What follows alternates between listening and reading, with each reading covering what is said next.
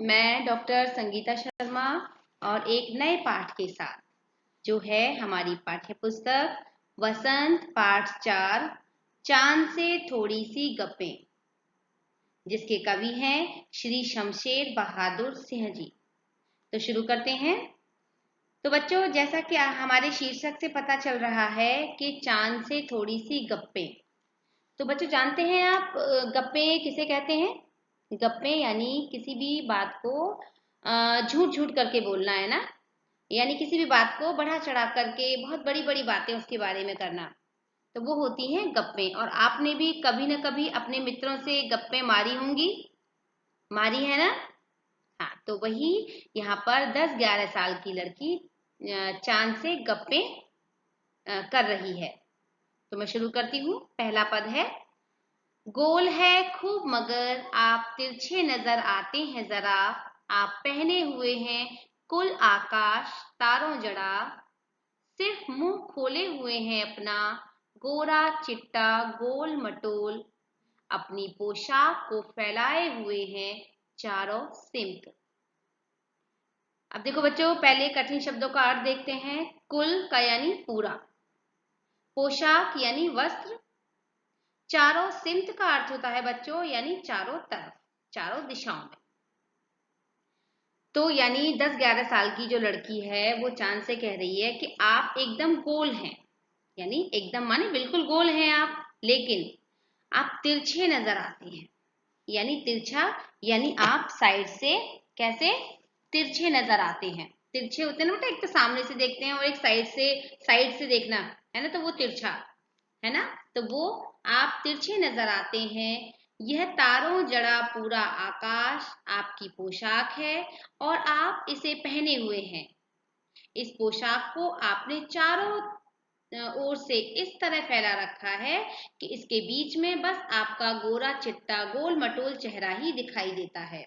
आकाश में आपने देखा होगा बच्चों, यानी चंद्रमा दिखाई देता है, चांद दिखाई देता है, और उसके चारों तरफ क्या है? एक पोशाक यानी तारों से जड़ी हुई एक पोशाक, है ना।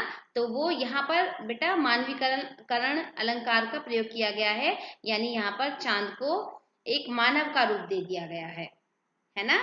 तो ये तो हमारा पहला पद रहा। अब दूसरा है, आप कुछ तिरछे नजर आते हैं जाने कैसे, खूब है गो के, वाह जी वाह, हमको बुद्धू ही निरा समझा है, हम समझते ही नहीं जैसे कि आपको बीमारी है। तो बच्चों यहाँ पर गो की का अर्थ है यानी, और निरा का अर्थ है एकदम यानी पूरी तरह से, और बीमारी यानी कोई रोग, और बुद्धू यानी मूर्ख। तो फिर लड़की क्या कहती है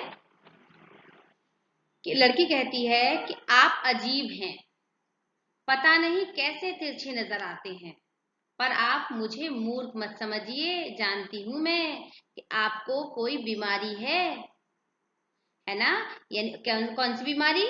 यानी आप बढ़ते हैं, यानी आप बढ़ते हैं तो बढ़ते ही चले जाते हैं। ये तीसरे पद में आएगा हमारे। तो तीसरा पद है हमारा, आप घटते हैं तो घटते ही चले जाते हैं, और बढ़ते हैं तो बस यानी कि बढ़ते ही चले जाते हैं, दम नहीं लेते जब तक बिल्कुल ही गोल न हो जाएं।